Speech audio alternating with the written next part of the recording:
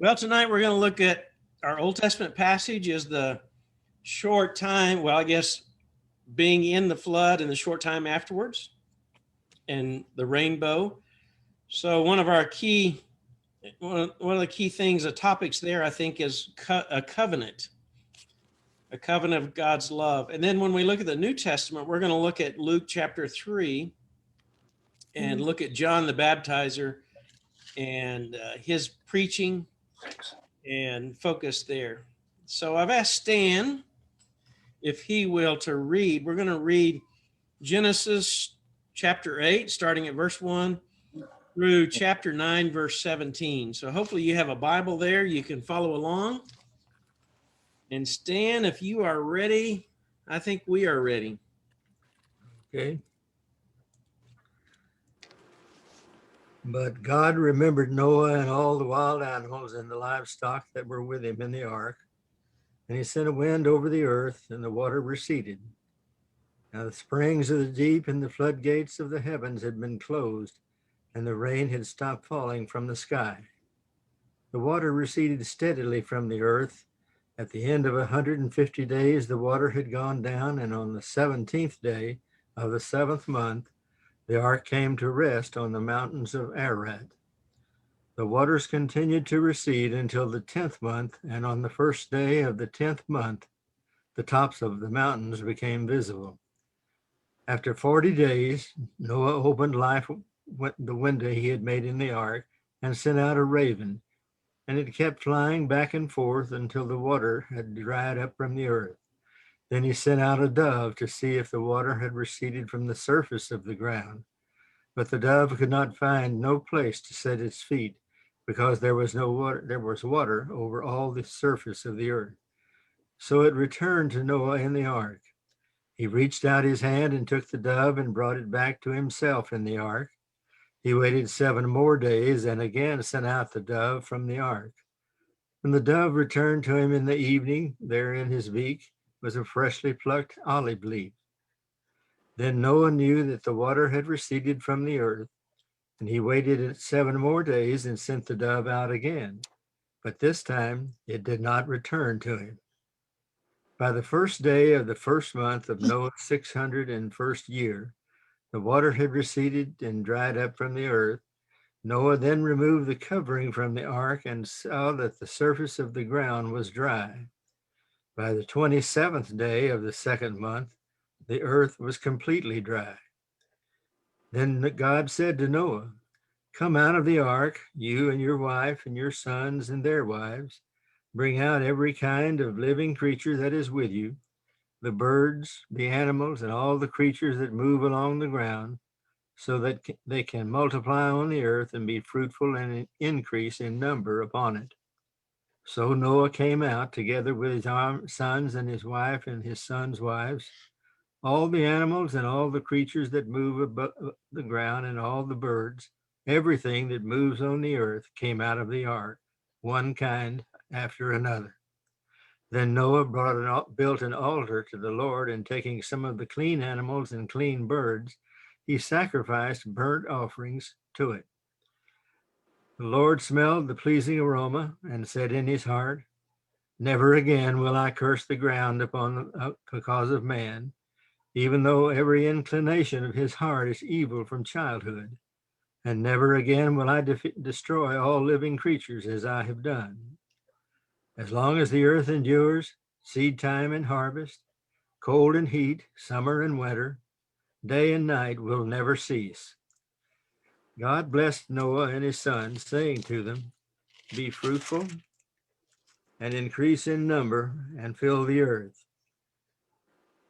The fear and dread of you will fall upon all the beasts of the earth and all the birds of the air, every creature that moves above the ground and upon the fish of the sea. They are given into your hands. Everything that lives and moves will be food for you. Just as I gave you the green plants, I now give you everything. But you must not eat meat that has its lifeblood still in it. And for your lifeblood, I will surely demand an accounting. I will demand an accounting from every animal, and from each man too. I will demand an accounting for the life of his fellow man. Whoever sheds the blood of man, by man shall his blood be shed. For in the image of God has God made man. As for you, be fruitful and increase in number, multiply on the earth and increase upon it. And then God said to Noah and to his sons with him, I now establish my covenant with you and with your descendants after you, and with every living creature that was with you, the birds, the livestock, and all the wild animals, all those that came out of the ark with you, every living creature on earth. I establish my covenant with you. Never again will all life be cut off by the waters of a flood. Never again will there be a flood to destroy the earth. And God said, this is the sign of the covenant I am making between me and you and every living creature with you, the covenant for all generations to come. I have set my rainbow in the clouds, and it will be the sign of the covenant between me and the earth. Whenever I bring clouds over the earth and the rainbow appears in the clouds, I will remember my covenant between me and you and all living creatures of every kind. Never again will the waters become a flood to destroy all life. Whatever the rainbow appears in the clouds, I will see it and remember the everlasting covenant between God and all living creatures of every kind of the earth. So God said to Noah, this is the sign of the covenant I have established between me and all life on the earth. Thank you, Stan. I don't know what stands out to you in that passage. There's a lot going on there. Obviously, they were in the boat for a long time, and it took a while for them to get off the ark. A lot of people, a lot of animal. I mean, not a lot of people, but a lot of animals uh, to get them off, and all of that. And a little bit of talk about the sacrifice after they got out. And then a promise that God says, I will never again curse the ground because of human beings, and I'll never destroy it by a flood again. Of course, we know that he has told us, Peter as well said that he's coming again and he will destroy all of this with fervent heat and change that way, but never again by a flood. I can't imagine what it would be like to be on a big boat like that with all those animals. I would think it would be a little stinky, especially with it being that humid, all the rain. We get tired of a little bit of that stuff in about 10 or 15 minutes. I can't imagine being on there as long as they were. I'm sure they grew a little impatient. But anyway, what stands out to you guys?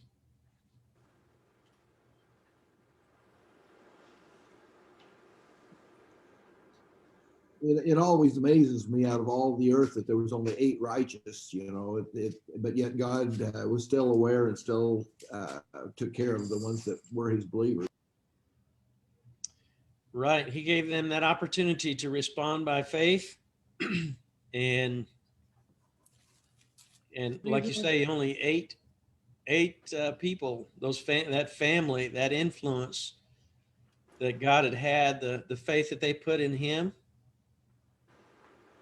And I think it shows that that we shouldn't necessarily follow the crowd thinking everybody's right. So, I think they probably thought they were glad in the ark instead of outside. well, that's true. Yeah. Seeing what was going on, as much as they could complain about how bad it was, it could have been worse. But I think they because of their faith, even in the midst of what was trying and challenging, they really believed and trusted God for good things to happen, for a good end of the story, and there was. And I'm sure they worshiped God while they were on the boat, but that's the first thing they do when they get off is they approach God and worship him, offer sacrifices. And God said it was a sweet smell. God was pleased with those sacrifices. And today we want to do things that please God. So we have that same opportunity as well. Kevin, Yes. kind of interesting the perspective this chapter lends to animals, to livestock, wild animals, and birds, God's creation. God says, well, there in the first part of chapter 9, that I will demand an accounting from every animal. And then later in that chapter, the covenant was made with the descendants, Noah and his descendants, and with every living creature is with you, with the birds, livestock, and wild animals. So the covenant was made with the animals as well. That just, to me, sometimes you may think of an animal as an animal, but it's a little different. It's a creation of God Almighty, and it's something we maybe should put a little higher regard to in our thinking there. Right. They are part of God's creation. And that first part of chapter 9 talks about that they could eat of meat at that point, that they could eat them. And I know a lot of you guys like to go deer hunting and quail hunting and fishing and all those kind of things. God gives us those to use, not to abuse, but they are for our good. And man is to watch over them and take care of them as well. They are part of his creation. So we want to monitor that, balance that, and treat them in the right way, because they're part of God's creation as well. Kevin, Yes. I thought it was interesting that back in the first chapter, about 29, something like that, he gave everybody, man and beast, the green herb for their food. Okay. And it doesn't say anything about stopping that until after he opens the door and everybody is out to eat meat.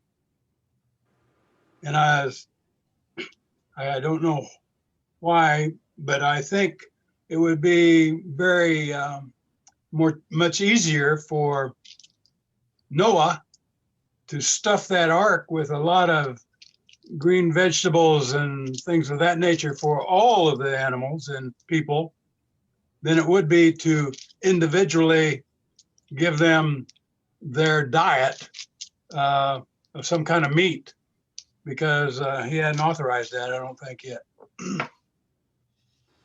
Good point. Maybe they would have been tempted to devour one another if up to this point. Yeah. So after this, they have freedom and be able to take care of themselves. Well, one of the big things in this discussion, being one of the top 100, to me, one of the big things, well, there's two big things. One is that God wanted the people to start all over and not have such an evil influence around them. But the other big one is this idea of covenant, an agreement, a will or a testament, being able to covenant with God working with man and man working with God to do his will. And the big covenant here was that rainbow that was a sign in the sky that God would love them like he had before, but that they have a reminder that they are in this together. The Bible is full of some covenants. There's this covenant. There's a covenant with Abraham. There's a covenant with David later on. Of course, then there's the new covenant that we have an agreement with God that we're going to work together to do his will, to bring glory to him. And the sacrifices we offer hopefully bring praise to him. And God is a man of, he's a being of his word. When he says something, he keeps his covenant. And we need to keep our covenant with him as well and serve him all of our days. And remember that when we see a rainbow, I think just a reminder that God loves us. He has our best interest in mind. And even though it may look dim or dark or difficult, God is with us. Any other questions or comments?